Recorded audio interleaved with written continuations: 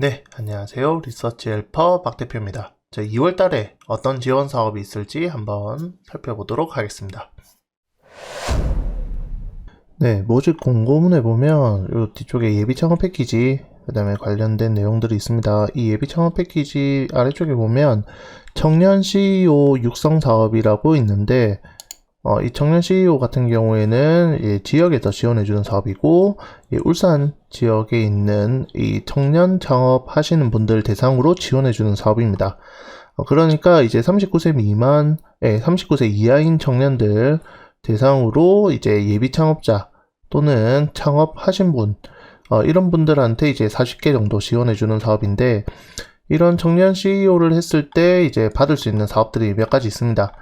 그래서 여기 지원해주는 창업 활동비 같은 것들 지원받을 수 있고, 그 다음에 마케팅 팔로우, 그 다음에 이제 교육, 이런 부분들을 받을 수 있기 때문에, 이런 내용들 한번 살펴봐 주시면 될 것 같고, 이제 각 지역에, 여기는 지금 울산 경제일자리진흥원인데, 경제진흥원이라고 되어 있는 부산 지역, 경남 지역 또는 이제 타 지역에 있는 경제진흥원에서 지원해주는 사업들이 조금 있습니다.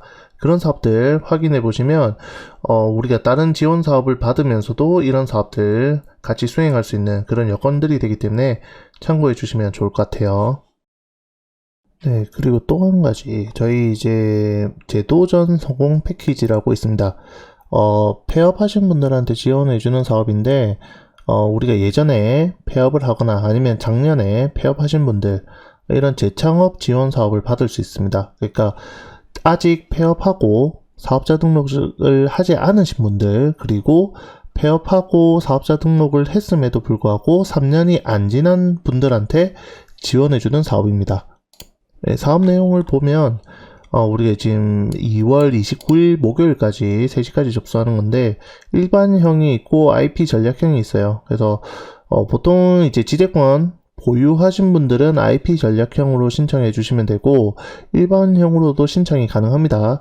일반형이 조금 더 사람을 많이 뽑긴 한데, 어느 쪽으로 갈 건지 이거는 전략을 세워서 진행하시는 게 좋을 것 같아요. 여기 있는 여기 공고문을 한번 보도록 하겠습니다. 네, 공고문에 보면 이 IP 전략형은 15명 내외로 뽑고 일반형은 267명 많이 뽑긴 합니다. 지원 금액이 최대 1억까지 지원하긴 하지만 평균적으로 이제 4,200만원 정도 지원해 준다 라는 부분이고, 일반적인 예비 창업 패키지하고 조금 다른 게 이 현금 부담금, 기업 부담금이 있습니다. 그래서 아래쪽에 보시면 이렇게 사업비를 어떻게 계산하는지, 예를 들어서 정부 지원금이 총 1억 받겠다라고 하면 현금으로 800만원 부담하고 이제 현물로 대표자 인건비로 보통 많이 하실 텐데 2,600만원 정도 인건비로 잡아 놓습니다. 이렇게 이제 최대한으로 신청 가능하다는 거고, 우리가 정부 지원 사업비를 조금 줄이겠다라고 하면 이 비율에 맞춰서 진행해 주시면 될 것 같아요. 그 다음에 우리 이 사업은 일반형이 있고 IP 전략형이 있는데, IP 전략형은 이제 특허 등록이 되어 있어야지만 가능하다는 거. 그 다음에 특허뿐만 아니라 실용신안이나 디자인도 보유하고 있으면 가능합니다. 그 다음에 일반형은 예비 창업자나 재창업자 둘 다 신청이 가능하고, 재창업자는 재창업일로부터 3년이 경과하지 않은 자, 그래서 3년 아직 안 됐으면 재창업도 지원받을 수 있습니다. 그래서 기존에 예창 통해가지고 지원받고, 운영하다가 이제 폐업하신 분들 다시 이제 요 사업 신청 가능합니다.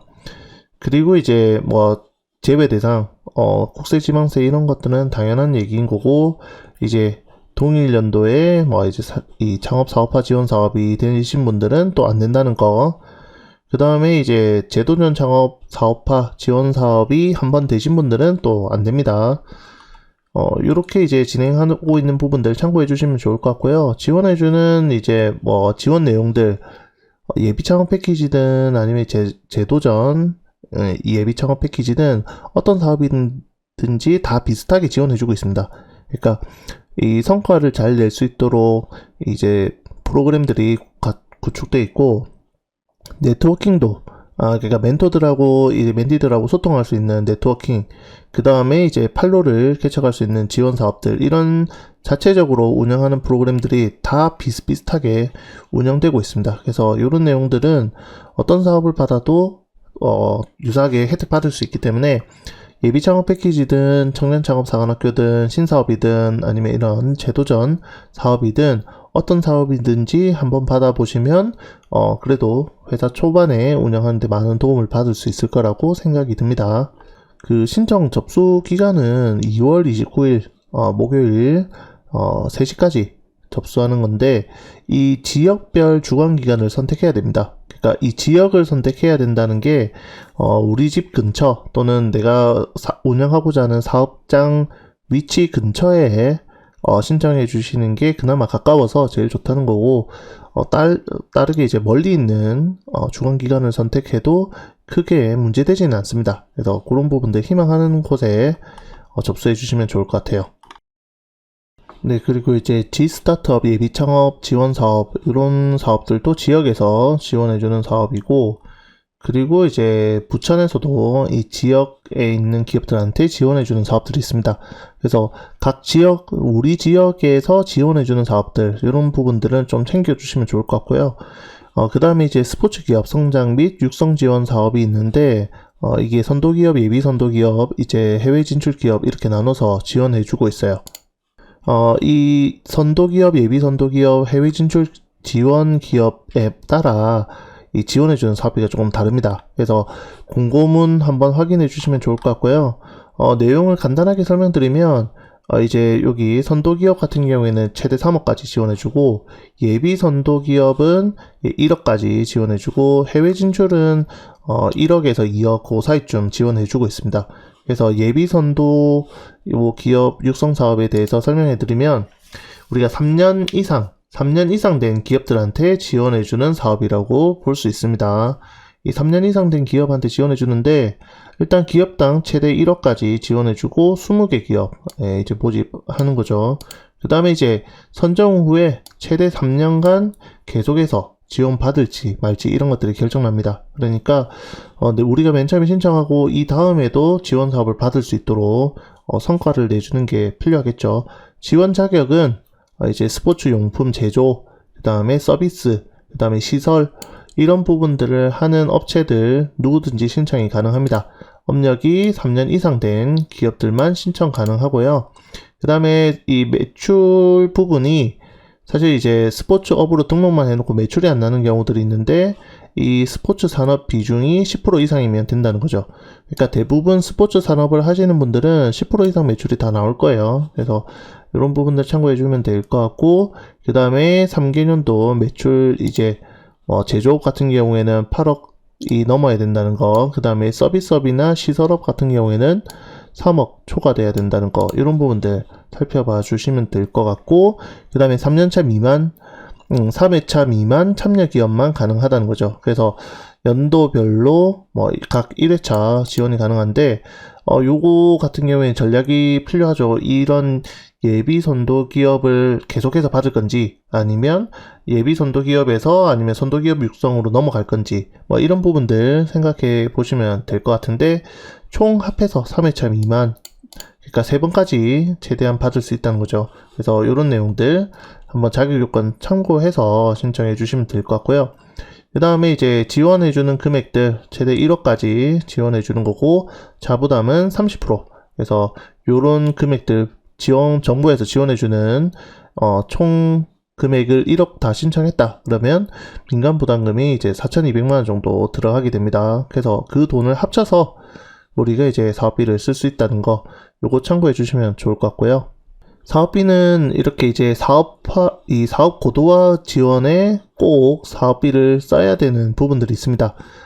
제품 경쟁력을 강화하기 위해서 기존 제품들 개선하거나, 이제 디자인 부분들, 브랜드 개선하는 부분들이 또 들어갈 거고, 그 다음에 이제 디지털 전환이나 이런 부분들이 필수적으로는 들어가야 되고요. 그 다음에 판로 개척하기 위해서 홍보 마케팅 하겠다, 그 다음에 전시에 참가하겠다, 이런 부분들은 또 추가적으로 더 할 수 있는 거죠. 그리고 인건비 지급이 이 제품 경쟁력 강화 프로그램 요 부분에 한해서 이제 연구소 기업 관련 요건 충족을 또 해야 되는 조건들이 있는데, 과제 지원금의 50%, 그러니까 1억 만약에 신청하면 아까 추가 더해가지고 1억 4천 정도 되는데 그 중에 50% 한도 내에서 인건비의 70%까지만 지원이 가능하다는 거죠. 그래서 이런 부분들 규정을 한번 살펴봐 주시고 어떻게 신청할 건지 봐주셔야 되는데, 이런 부분들 여기에 기업 부설 연구소 이런 내용들이 들어가고 이제 인건비 한도 이렇게 된다 라는 부분들 참고해 주시면 좋을 것 같아요. 접수 기간은 2월 23일 오후 6시까지 접수하는데 홈페이지에 접수를 하게 됩니다. 그래서 온라인 지원이 되기 때문에 사전 회원가입 진행하고 그 다음에 서류들 이런 부분들을 다 업로드 할 수 있도록 사전에 준비 다 해서 미리 이 당일날 또 접수하시면 안 될 수 있기 때문에 사전에 미리 제출한다라고 생각해 주시면 좋을 것 같아요. 그래서 이런 제출해야 되는 서류들 한번 참고해 주시면 좋을 것 같습니다. 지금 어떤 사업들이 있는지 한번 살펴봤는데, 지금은 중기부처 사업이 아닌 타부처 사업들도 지금 나오고 있고요. 그 다음에 지자체에서, 지역에서 지원해주는 사업들도 있습니다. 그러니까 예비 창업 패키지나 초기 창업 패키지만 생각할 게 아니라 이런 타부처 사업이나 이제 지역에서 지원해주는 사업들 요거 살펴봐 주시고 접수해 주시면 우리가 이 기술 개발하는데 조금 더 도움을 받을 수 있을 거고 회사 운영하는데 자금 활용하는데 유리할 겁니다. 이런 지원 사업들을 좀 챙겨 주시면 어떨까 합니다. 이상으로 리서치 헬퍼 박 대표였습니다.